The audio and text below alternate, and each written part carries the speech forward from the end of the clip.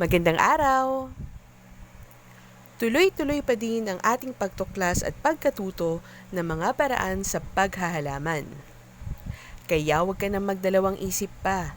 Mag-subscribe na at samahan akong punuin ng plantastic vibes ang araw na ito. Para sa episode na to ay gagawa tayo ng organic NPK fertilizer. Posible ba yun? Ano nga ba ang NPK? Ang NPK ay tumutukoy sa tatlong pangunahing nutrients na kailangan ng ating halaman, mula sa pagpapatubo hanggang sa pagpapabunga. Ang ibig sabihin ng N sa NPK ay nitrogen. Ang ating atmosphere ay binubuo ng 78% nitrogen. Subalit hindi dito nanggagaling ang supply na ginagamit ng halaman sa paggawa ng pagkain. Lupa pa rin ang pangunahing source of nutrients ng ating halaman. Napansin niyo ba na masigla ang mga halaman at matingkad ang pagkaberde ng mga dahon sa tuwing umuulan? Ito ay sa kadahilan ng sagana sa nitrogen ang patak ng ulan.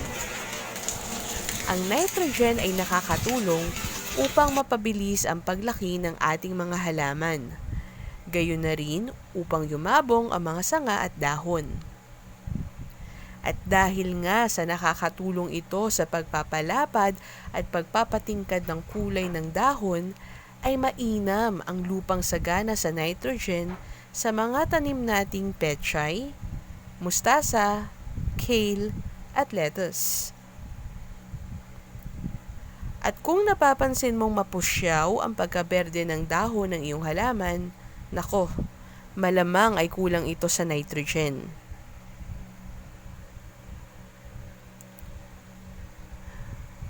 Ano naman ang letter P? Ang letter P ay para naman sa phosphorus. Ito ay para sa magandang rooting system. Dahil ang magandang rooting system ng ating mga halaman ay nangangahulugan na mas mabilis at maayos ang pag-absorb ng ugat ng sustansya mula sa lupa. Ito ang bahala sa overall structure ng iyong halaman. Kaya naman kapag bansot ang iyong tanim o maliit ang bunga ng iyong mga halaman, malamang nakulang ito sa phosphorus. Ang K naman ay ang chemical symbol ng potassium, na kalium sa salitang Latin, na ang ibig sabihin ay potash. Ang potassium ay nutrient na nakakatulong sa pagtatransport ng tubig at sustansya sa iba't ibang parte ng halaman, mula sa ugat patungo sa mga sanga at dahon. Ang potassium bilang pataba ay nakakatulong sa mga magsasaka sa pagpapabulaklak at pagpapabunga ng halaman. Ayan, ngayon naman ay umpisahan na nating alamin paano gagamitin ang balat ng sibuyas bilang pataba sa halaman sa tatlong paraan.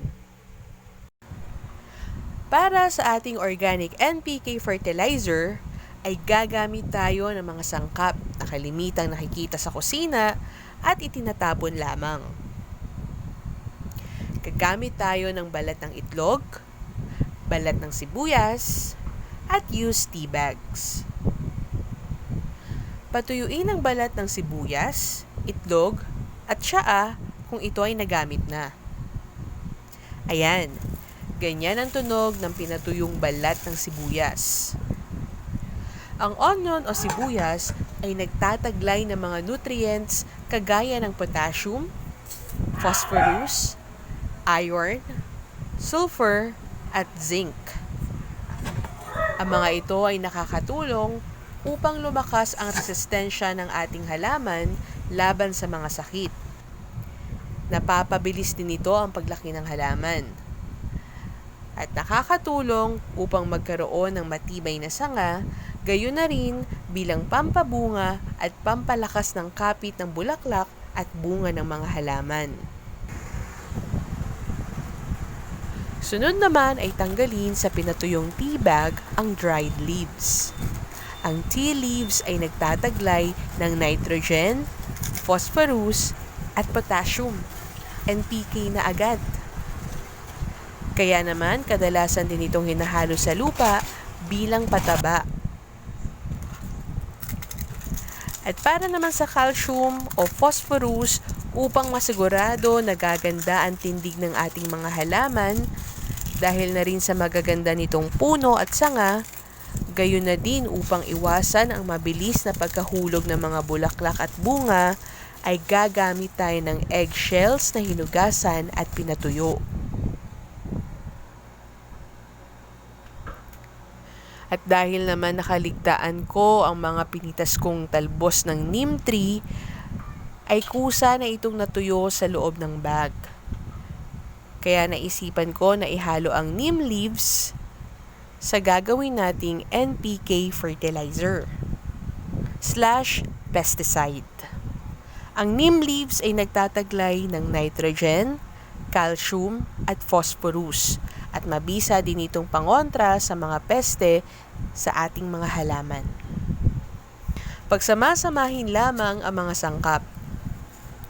Ang sibuyas, tea leaves, dinurog na balat ng itlog, at neem leaves.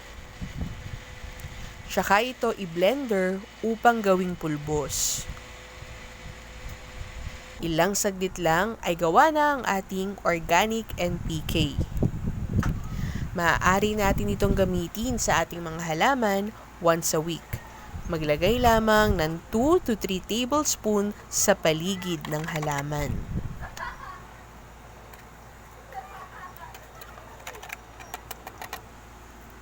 Paano naman gumawa ng potassium-rich fertilizer gamit ang balat ng sibuyas? Madali lang. Ipunin lamang ang 2 hanggang 3 takot ng balat ng sibuyas. Ibabad ito sa 1 litrong tubig sa buong magdamag sa loob ng 24 oras o higit pa. Matapos ang 24 hours, ay ganito na ang magiging kulay nito. Salain lamang natin at ready na ang ating onion skin tea fertilizer. At dahil sa ito ay organic, ay maaari itong gamitin ng diretso pandilig o di kaya naman ay ihalo sa tubig na may ratio ng 1:1. 1 litrong onion skin tea fertilizer para sa 1 litrong tubig. Maaari itong ipandilig 1 beses kada 15 days o 2 linggo. Kung wala ka namang oras para gumawa ng tsaa, ay maaari naman na gamitin bilang mulch ang mga onion skin na ito at hayaang mabulok hanggang sa humalo sa lupa at maabsorb ng ugat ang potassium at calcium nito.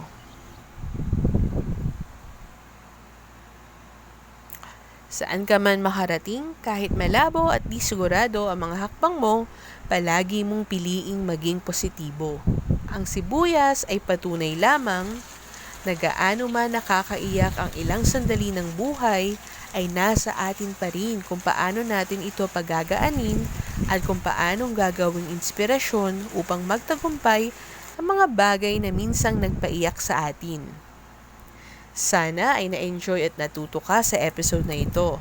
Let's share and spread the plantastic vibes by sharing and liking this video. Huwag mo na rin kalimutang mag-subscribe at pindutin ang notification bell para lagi kang updated sa post ng iyong Garden Angel. Happy planting!